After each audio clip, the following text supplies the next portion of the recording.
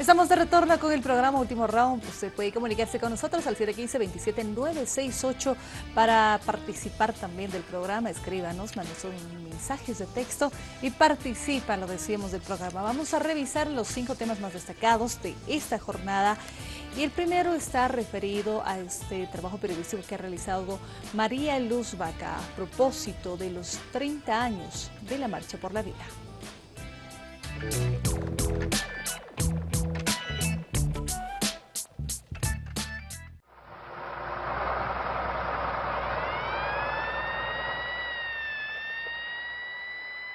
Esta es la historia de siempre. Nosotros no haremos nada por trasponer las barreras de los tanques ni cosas parecidas. Es una pena que el gobierno esté utilizando así a las Fuerzas Armadas.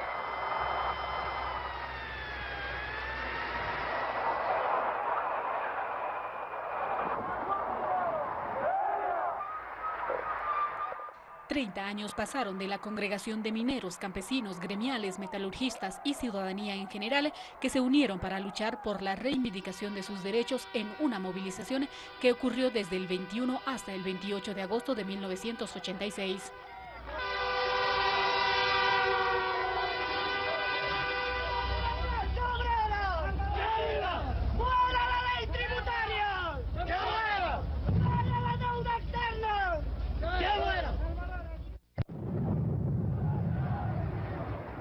Luego de un ampliado en la avenida Cívica San Ginés Vincenti en Oruro, los trabajadores mineros se movilizaron e iniciaron la marcha por la vida hacia la ciudad de La Paz.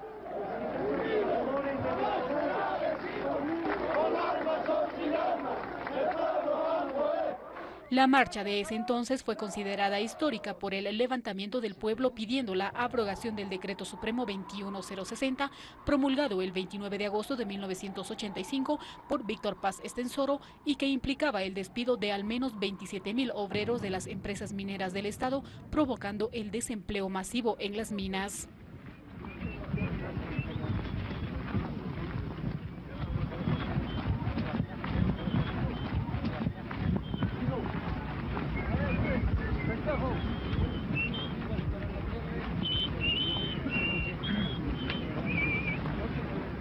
Bolivia se nos muere, pronunció Víctor Paz Estenssoro el 29 de agosto de 1985, poco antes de promulgar el decreto 21060. Un año después, 8.000 trabajadores se lanzaron en la marcha por la vida para rechazar esa norma que además dejó un legado de lucha social a las actuales organizaciones. ¡Viva la marcha por la vida! ¡Viva! ¡Viva Salvador de Baruri! ¡Viva! ¡Muere el Fondo Monetario Internacional! ¡Viva! Los mineros asalariados de la Estatal Corporación Minera de Bolivia, Comibol, determinaron marchar en rechazo al plan de estabilización del gobierno. Pretendieron evitar la relocalización de mineros y la privatización de las minas estatales por el riesgo de perder sus fuentes laborales.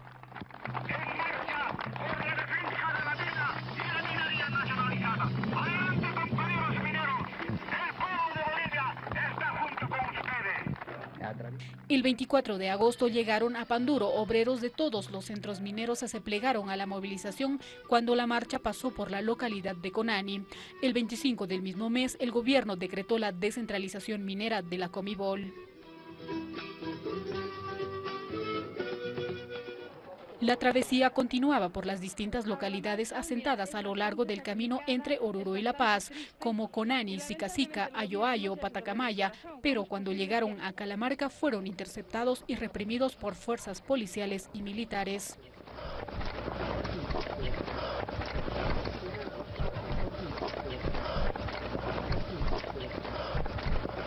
¡Apura, apura, apura!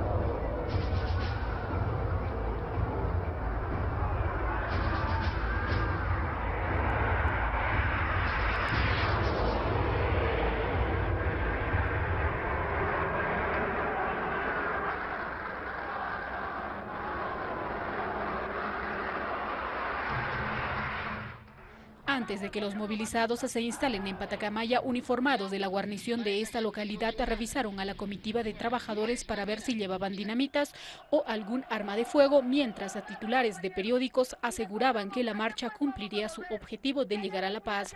El 27 de agosto, entre la ruta de Ayoayo y Calamarca, la cantidad de marchistas se incrementó con la participación de estudiantes de la Universidad de Siglo XX y la Confederación Sindical Única de Trabajadores Campesinos de Bolivia rememora el periódico La Razón. Con el gobierno, porque volver es perder todo.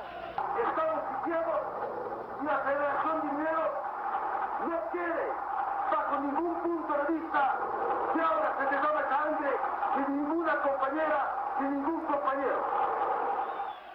La tesis de Catavi, que fue aprobada el 9 de mayo de 1986 por el Sindicato Mixto de Trabajadores de Catavi del norte de Potosí, fue el instrumento político que impulsó la marcha. El documento planteó como eje la lucha contra el imperialismo y exigía la anulación del decreto 21060.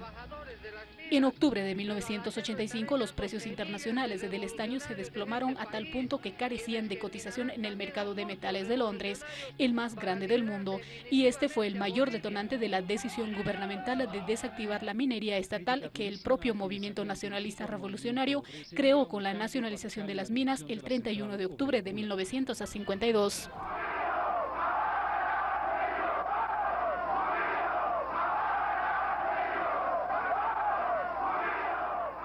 Hago una fraternal exhortación a los bolivianos, a todos, sin distinción de posiciones políticas, para que podamos levantar a nuestro país de su postración. Han transcurrido 30 años de la Marcha por la Vida. El 1985. Año de nacimiento de Gabriel Halcón. 86. ¿Verdad? 86. No debía decir. ¿Sí o no? Sí.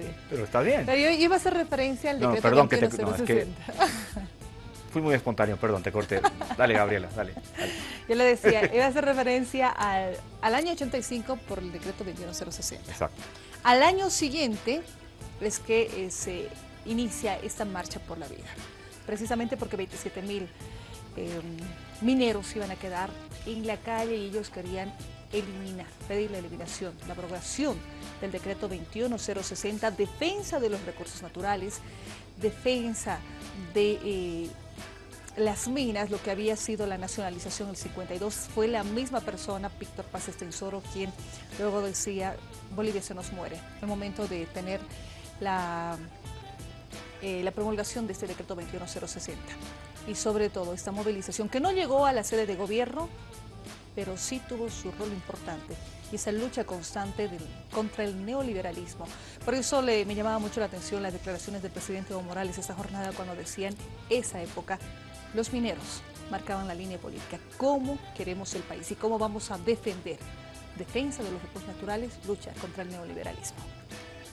Bolivia salía de una galopante hiperinflación, el gobierno de la UDP, y llegó Paz Estenssoro al gobierno para ponerle orden y concierto a combatir el déficit fiscal y a inventarse que no habían ideologías, que había un solo camino, que había una sola receta para equilibrar las cosas. Efectivamente salimos de la crisis económica, pero con un gran costo social, porque posteriormente no hubo políticas que tuvieran que ver con las necesidades y las demandas de las distintas organizaciones de los distintos sectores sociales del país. La Marcha por la Vida dio lugar a que se instalara una palabra que se llama relocalización, y es el eufemismo con el que se quiso disimular el despido masivo de trabajadores mineros, y ese es precisamente el embrión del cual nacen los cocaleros que se desplazan hacia el subtrópico cochabambino, y esos hijos de mineros, nietos de mineros, se convierten en cocaleros y en una fuerza político-social, productiva, campesina, muy importante. Y tenemos que esos cocaleros son en gran medida hijos de la minería histórica, de los grandes luchadores agrupados de la Federación Sindical de Trabajadores Mineros de Bolivia. Hoy hizo una reseña histórica muy rigurosa como director del archivo de la Comigol, que es Edgar Ramírez, que fue secretario ejecutivo tanto de la Federación de Mineros como de la Central Obrera Boliviana.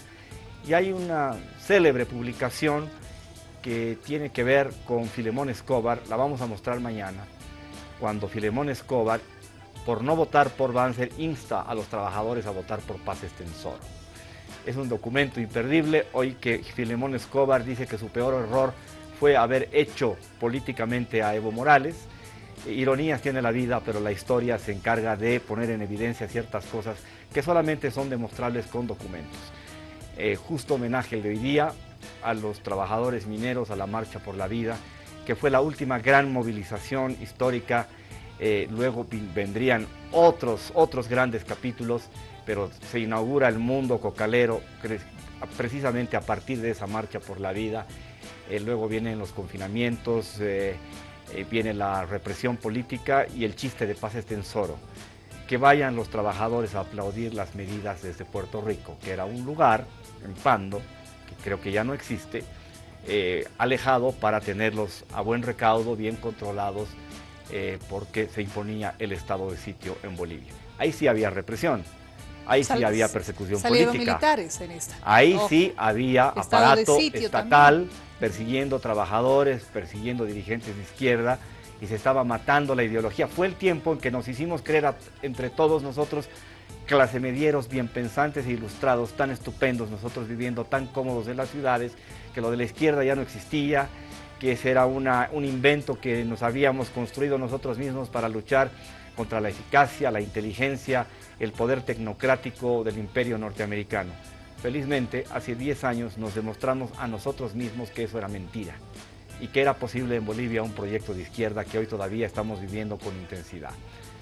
Es bueno subrayar que estas imágenes que ha obtenido María Luz Vaca para este interesantísimo reportaje histórico son parte del archivo de Carlos Mesa y Mario Espinosa, que en su momento, no sé si sigue existiendo, tuvieron esta productora que se llama Plano Medio. En ese sentido, Carlos Mesa y Mario Espinosa le han aportado a la documentación audiovisual de nuestro país muchísimo, porque muchas de las imágenes registradas de la historia contemporánea de los últimos 30, 40 años de nuestro país han pasado por manos de ellos, sobre todo cuando en las buenas épocas de periodistas asociados a televisión, que ciertamente también en su momento se convirtió en el mayor portavoz del 21060 y de la capitalización.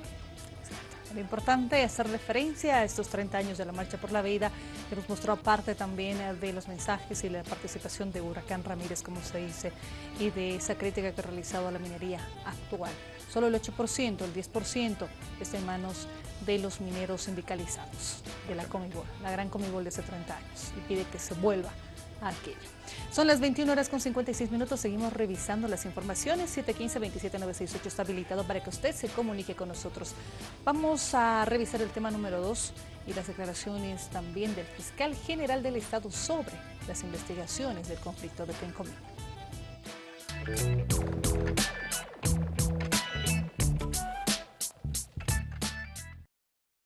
El fiscal general informó que varios serán los testigos convocados a declarar para esclarecer el fallecimiento del viceministro Rodolfo Illanes y de los mineros en el conflicto con las cooperativas mineras. Lo vamos a convocar al defensor del pueblo también. Él también tendrá que testificar, y todas las personas.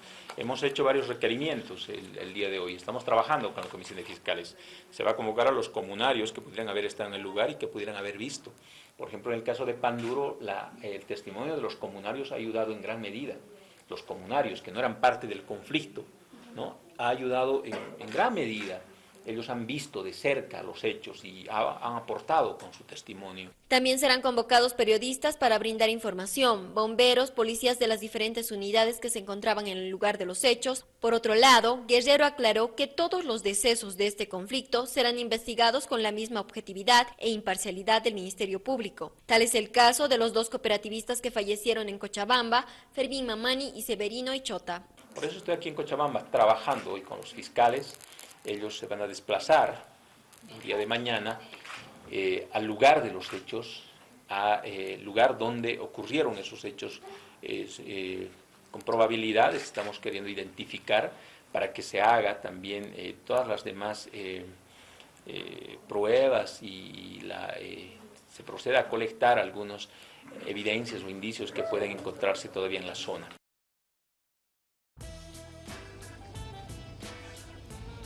Son Sobre el tema, el ministro de Minería ha señalado que el gobierno no va a dialogar con el sector mientras la dirigencia de Fencomin no se reestructure, pero además ha mencionado que en estos enfrentamientos los decesos de las personas que fallecieron no eran socios. 2 de ellos no eran socios de las cooperativas. Nosotros nunca cesaremos el diálogo con ninguna organización en el país, pero con esta dirigencia que ha liderado este hecho criminal no nos podemos sentar. ¿Qué vamos a discutir? ¿Qué vamos a negociar con ellos? El ministro César Navazo aseveró que en la actualidad no existe una dirigencia a nivel nacional e incluso una representación departamental en el sector minero cooperativizado. César Navazo afirmó que de las 3 víctimas del sector minero no son socios cooperativistas. Según Navazo, esto demuestra que los niveles de producción en el sector minero cooperativista, como segunda mano y jornaleros, trabajan sin recibir beneficios sociales. Además, se presume que los mineros fueron presionados por su dirigencia para movilizarse. Y ha habido una denuncia interna también de que hay una presión de los socios cooperativistas para desplegar a los propios trabajadores de los socios cooperativistas a la movilización. Es decir, no creo que hayan ido por voluntad propia en este caso, de ninguna manera. Entonces, este es un hecho que muestra una realidad cruda en el sistema cooperativo del país. En cuanto a la ayuda para las familias y a las investigaciones de las causas de las muertes de los mineros, el ministro Navazo aseveró que el gobierno no abandonará a las familias. Aún no hemos definido, pero lo que sí le manifiesto va a ser una ayuda a los familiares de las personas que han fallecido. No vamos a dejar en el amparo, entonces ya hasta fin de semana sabremos con precisión.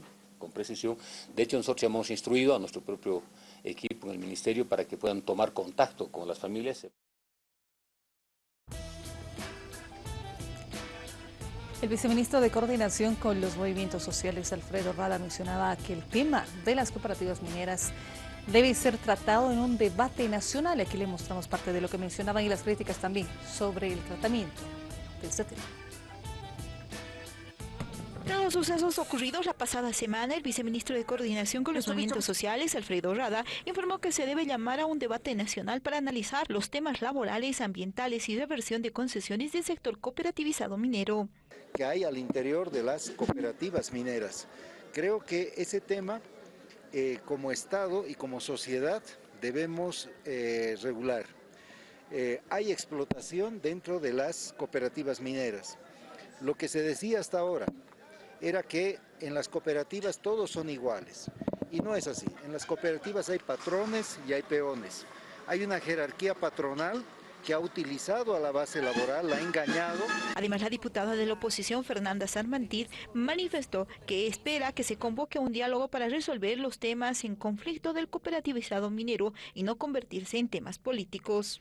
Horas el presidente Evo Morales hablaba de una conspiración y de que la oposición estaría detrás de esta conspiración.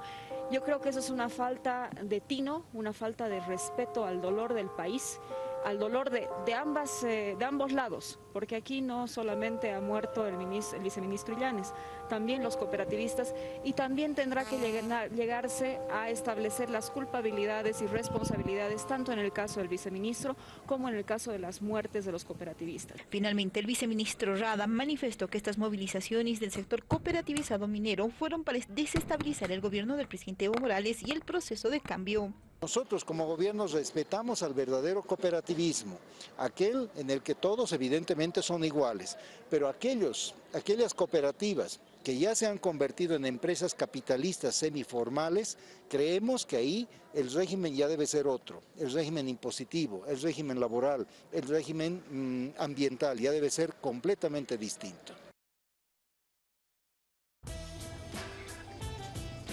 Bien, este tema ya lo hemos conversado, Julio, con el viceministro, el tema de las cooperativas. Vamos a revisar el siguiente tema, ¿le parece? Un pequeño apunte nada más. Esa diferenciación que hacía Huracán Ramírez hoy en el acto llevado a cabo en la vicepresidencia. No se les debe volver a llamar mineros a los cooperativistas. Son empresarios con intereses, tienen que diferenciarse de la base minera. Se acaba de referir a ello el viceministro Rada. Exacto. Creo que eso es muy importante.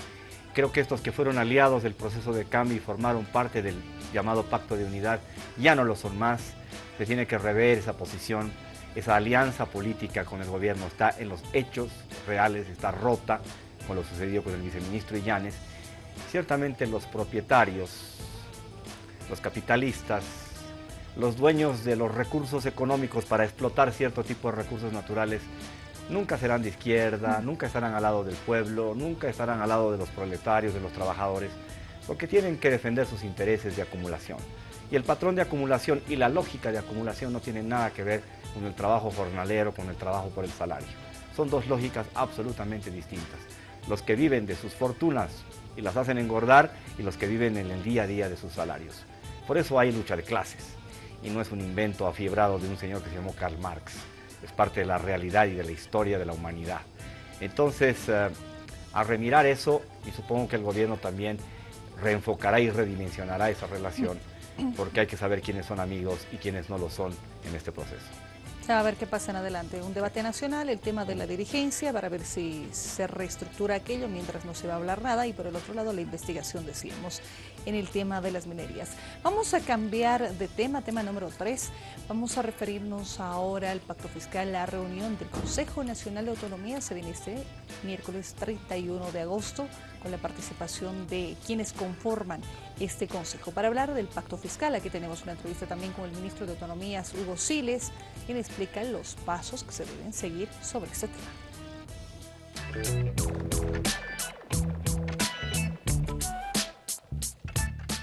Se confirmó para este próximo miércoles la sesión ordinaria del Consejo Nacional de Autonomías, siguiendo la hoja de ruta, la que fue establecida en mayo de 2015. Tenemos una agenda del día propuesta, la orden del día, que es la aprobación del reglamento del diálogo del pacto fiscal, la conformación de la comisión técnica del pacto fiscal con la participación de las entidades territoriales autónomas y una evaluación del presupuesto público, la ejecución del presupuesto público a el mes de agosto ya de este año. El pacto fiscal debe ser un acuerdo resultado de todo un proceso, el cual implica trabajar los temas estructurales que hacen al pacto fiscal propiamente dicho, los cuales son: me refiero a la gestión pública, a las agendas, a la administración más eficiente y efectiva de los recursos de inversión y gasto, y también a las fuentes de los recursos, el financiamiento de las autonomías. Por ello, este proceso metodológico que tiene 5 etapas debe tener ya aprobado su reglamento del diálogo para poder darle el avance que todos esperamos. Estas 5 etapas, como son: primera, preparatoria coordinada con la Comisión del Pacto Fiscal; segundo, socialización con despliegue territorial; tercero, priorización de agendas con reuniones departamentales; cuarto, asignación e inversión efectiva con apoyo del órgano ejecutivo; y quinta, el análisis de las fuentes de recursos públicos, están enmarcados dentro de la hoja de ruta. De las 5 etapas, hay 2 etapas que avanzaron ya en paralelo, y tendríamos 3 etapas que trabajar: la etapa 2, la etapa 4 y la etapa 5 de forma tal vez desde un inicio. Si bien algunas personas tienen la idea sesgada que pacto fiscal solo se trata de la redistribución de recursos, este hecho aborda muchos otros temas igualmente importantes. Conozcamos cuáles. Pacto fiscal no es tan solo distribuir recursos. Pacto fiscal es también gastar bien los recursos que ya se tiene. Pacto fiscal es también fortalecer la gestión pública subnacional que permita el desarrollo de vigencia de competencias para hacer uso de la recaudación de impuestos, de recursos, de fuentes alternativas de ingresos. Pacto fiscal es también desarrollar una dimensión productiva. Pacto fiscal es también la creación y habilitación de empresas públicas subnacionales. Asimismo, pacto fiscal es elaborar la planificación de la gestión pública subnacional para poder fortalecer la dimensión de ingresos, recursos alternativos, temas que están dentro de la gestión pública. Debemos resolver por qué cada año, en saldo de caja y bancos, las entidades territoriales autónomas todavía dejan 11.000 millones de bolivianos. Por lo tanto, tenemos que trabajar estos temas, y estos temas están en cada una de las 5 etapas que serán abordadas. Si bien este miércoles se tiene programada la sesión del Consejo Nacional de Autonomías, mucho dependerá de los miembros, su aprobación y su avance. Y para alcanzar consensos no puede haber pues imposiciones de ningún tipo de ningún orden, y para ello debemos tener la seriedad, la responsabilidad de que el proceso de avance sobre discusión, debate y diálogo sobre pacto fiscal tiene que ser encarado de forma metodológica, responsable y seria. Para encarar el tema del pacto fiscal existe una metodología, 2 pasos ya se han cumplido, los 3 restantes toman su tiempo porque pacto fiscal no solo es distribución de los recursos, implica la planificación, el tema de la ejecución, por dónde van los gobiernos subnacionales, el desarrollo, dónde se tiene que potenciar, y esto no solo es el tema de los recursos económicos, lo decía el ministro de Autonomía, Hugo Siles. Es esta reunión, la 4ª que se va a llevar adelante del Consejo Nacional de Autonomías, que es la que tienen que participar presidente, vicepresidente, 4 ministerios, presidencia, economía, planificación y también autonomías, y ya los representantes de las 9 gobernaciones, alcaldías, autonomías indígenas y regionales. Es así como se tiene que trabajar, y esto, Julio, no va a ser como se estima el 2017, por lo menos a través de la Asociación de Municipios de Bolivia, que quieren terminar el tema del pacto fiscal al 2017 porque toma su proceso. Eso también explicaba el ministro Hugo Siles.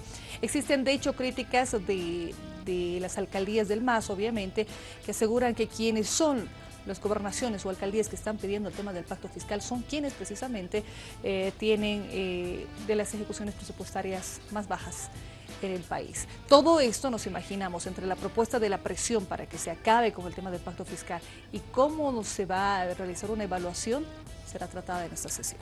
A mí me da la impresión que lo fundamental es establecer definiciones de entrada, de base, que no están claras. Siempre tengo la percepción de que cuando los gobernadores o ciertos alcaldes empiezan a pedir pacto fiscal, dicen quiero plata, pero no dicen para qué. Y yo creo que debieran invertir el orden de la explicación. Quiero hacer tal cosa y para eso necesito tanta plata y lo que tengo me es insuficiente. Yo creo que así se debería plantear y además garantizarnos ejecución presupuestaria al 90-95% al cierre de cada gestión. Porque hay cada gobernación y cada alcaldía que ejecutan muy mal. Entonces, quiero plata, más plata. ¿Pero para qué? Primero di qué quieres, cuál es tu plan estratégico, cuál es tu visión. Primero tu mapa y después vemos los recursos que necesitas. Pero me parece que no lo plantean así. Y es un tema también de compromiso, de eficiencia y de responsabilidad para gobernar en los niveles subnacionales. Es mucho pedir, es lo que ha hecho Patxi, ¿no? Quiero más plata, carretera, no sé qué. Pero ¿y cuál es tu plan estratégico? ¿Cuál es tu visión de mediano, de largo plazo para el Departamento de La Paz? Yo creo que hay que empezar a discutir técnicamente y luego al final, cuando se diga qué quiere hacer cada uno, cuál es su plan real, veamos cómo viene la reasignación de los recursos, si es que cabe. Si es que no cabe, no. Entonces, en ese sentido, creo que la explicación del ministro Siles es muy coherente y muy necesaria de comprender desde esa perspectiva. Primero el plan, primero la visión, qué quiero hacer, y luego vemos qué recursos necesito. Yo creo que ese es el orden de los factores para entender la problemática. ¿Sí o no? ¿Estás de acuerdo o no? De hecho, es lo que decíamos, no tomar en cuenta el tema de simplemente recursos. Por ejemplo, el gobernador de Santa Cruz hoy ratificaba ahí su posición como gobernación de Santa Cruz, es 50% para las gobernaciones, 50% para el Estado. Pero no ha explicado cómo y qué. Y cuál es la posición también de las otras organizaciones en Santa Cruz. Hoy, movimientos sociales también se reunían porque no estaban de acuerdo con esa posición que tiene la gobernación de Santa Cruz. Y por ello, esto se va a trabajar bajo los siguientes pasos. Y el argumento para criticar al gobierno es que es centralista, que es andinocéntrico y que no quiere repartir, distribuir, digamos, equitativamente, descentralizadamente, cuando en realidad quienes andan rezagados con los procesos autonómicos son los que enarbolaron banderas, izaron banderas y después se olvidaron porque ya no les servían como caballo de batalla política. Así que eso también es un contrasentido. Exacto. Vamos a seguir revisando las informaciones, son las 22:13. Le voy a pedir, para revisar la nota, ir al siguiente tema, Mavi, si estamos listos con el tema número 5, porque tiene que ver con la nota de el diputado de Unidad Demócrata, Wilson Santamaría. Qué divertida está esa. Tiene particularidades, pero aquí le presentamos.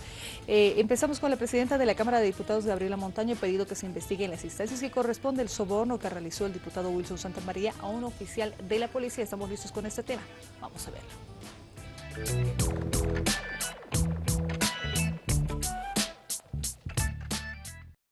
Luego de haber circulado en las redes sociales un video donde muestran al diputado Wilson Santamaría entregando dinero a un oficial de policía, la presidenta de la Cámara de Diputados manifestó a tiempo de repudiar las acciones del asambleísta cuando el país se encontraba en duelo nacional. Manifestó que estos hechos deben ser investigados en las instancias que correspondan.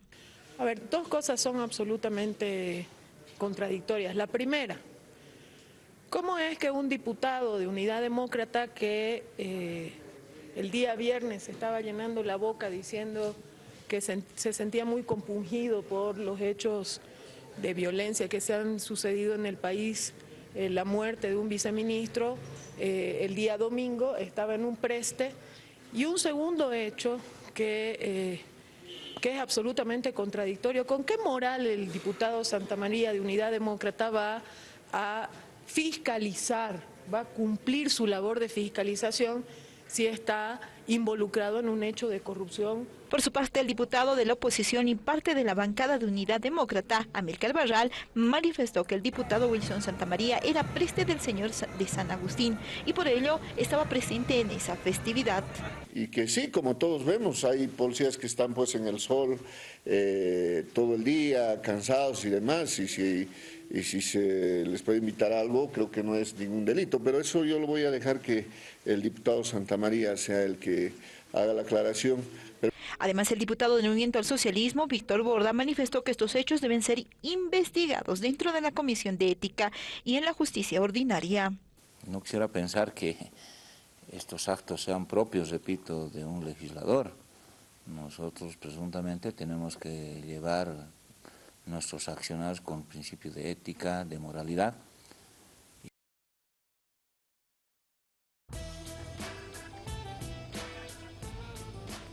Muy bien, antes de comentar. Dale, la otra, porque si no se nos acaba el programa. El resumen que dijo el alcalde Revilla sobre el evento que tuvo el diputado Santamaría. No debió autorizarse esa celebración. He llamado la atención a nuestra empresa Emaverde, que está a cargo de la administración del PUC, y no pueden autorizarse estos espacios para ese tipo de actividades. Ya esta mañana, enterado por supuesto los sucesos del día de ayer, hemos llamado la atención a la empresa y hemos dispuesto la prohibición para la autorización de este tipo de actividades en el Parque Urbano Central. De los fanáticos del folclore en gran poder, saludan a Wilson Santamaría. El diputado de Unidad Nacional Wilson Santamaría organizó una recepción social folclórica este domingo 28 de agosto, nada menos, en el interior del Parque Urbano Central, con una cartelera de más de 10 grupos musicales. Con la danza de los Waka Wakas nos dirigiremos al Parque Urbano Central. El excelentísimo señor diputado también es cuestionado por estas imágenes, cuando se le observa frente a un efectivo policial que saca de su bolsillo algo que dejamos a su imaginación, pero que entrega sigilosamente ese alguito al hombre uniformado que debería hacer respetar la ley en la calle, cuando el señor diputado de Unidad Nacional no tenía permiso del municipio paceño para ingresar con su fraternidad al interior del Parque Urbano Central.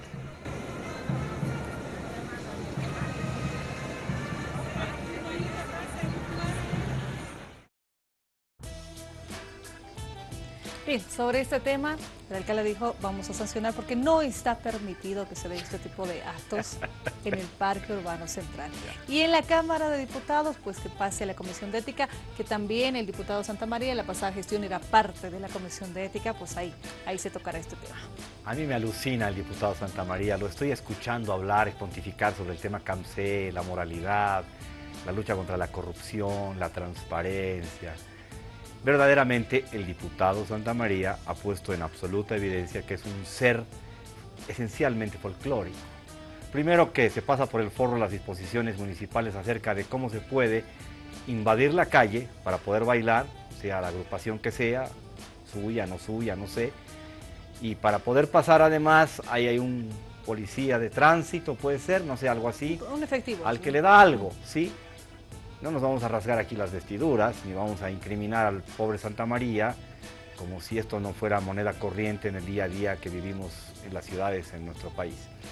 Pero es muy gracioso, francamente es muy anecdótico, muy divertido. A veces la realidad ciertamente pasa por el folclore. Y no hay duda de que el diputado Santamaría es un individuo tremendamente folclórico. Vamos a revisar el tema número 5 de manera rápida para poder alcanzar. La zafra comercial en San Buenaventura comenzó precisamente esa jornada. Aquí le presentamos este informe.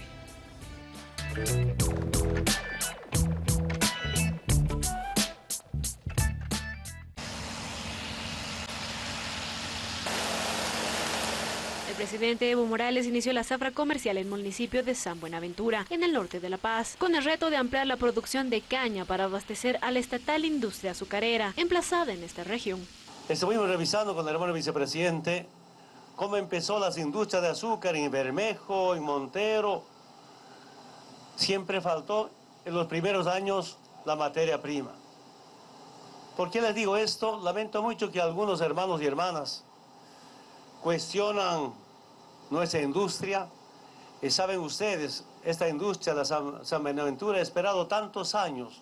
Actualmente existen 1.300 hectáreas de caña de azúcar en esa región. Sin embargo, recordó que el ingenio azucarero tiene la capacidad de procesar materia prima en al menos 11.000 hectáreas.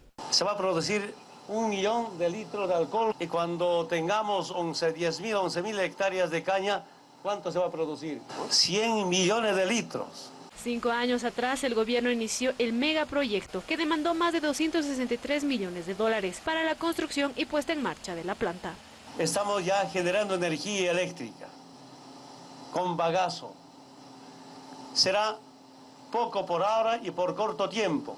Desde esta jornada, este ingenio azucarero procesará 78.000 toneladas de azúcar, inyectará energía al sistema interconectado nacional y producirá alcohol. Aquí tenemos de 7 países la tecnología. Está Francia, Alemania, Brasil, Estados Unidos, China, Japón, la India. El presidente Morales pidió a los ejecutivos, trabajadores y la población de San Buenaventura a comprometerse con el funcionamiento de la empresa para garantizar así el desarrollo de esta región.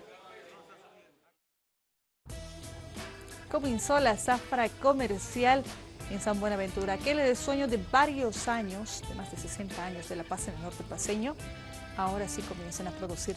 Y bueno, las autoridades estaban precisamente en el lugar para poder ver el tema de la comercialización, que no solo es azúcar, sino también va a aportar electricidad, energía eléctrica al sistema interconectado nacional. Sigamos revisando, Julio, la siguiente información. Vamos a hablar de Charagua porque ahí se consolidan las autonomías indígenas. Este domingo se eligieron a sus autoridades bajo la lógica de los estatutos autonómicos.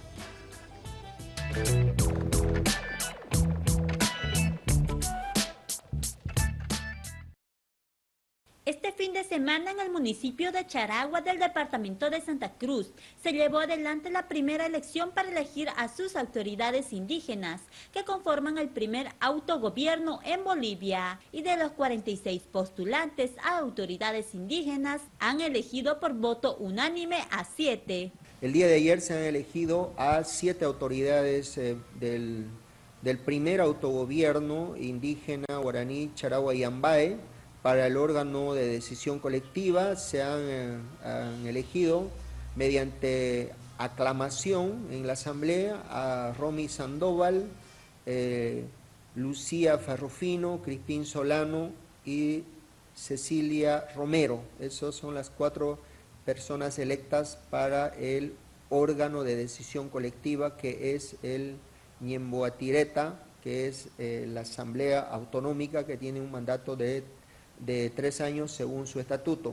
También se han elegido a 2 autoridades para el órgano legislativo, a Nelly Moza Romero y a Pablo Carrillo Melgar. Son las autoridades electas con una combinación tanto por aclamación para la postulación como por voto secreto también se ha elegido, y finalmente al representante al órgano ejecutivo han elegido por combinación también la postulación mediante aclamación y por voto secreto al señor Arnold Molina. La posesión de las nuevas autoridades se realizará el 8 de enero de 2017, con lo que se transitará del gobierno autónomo municipal al primer autogobierno indígena. Charagua y las autonomías indígenas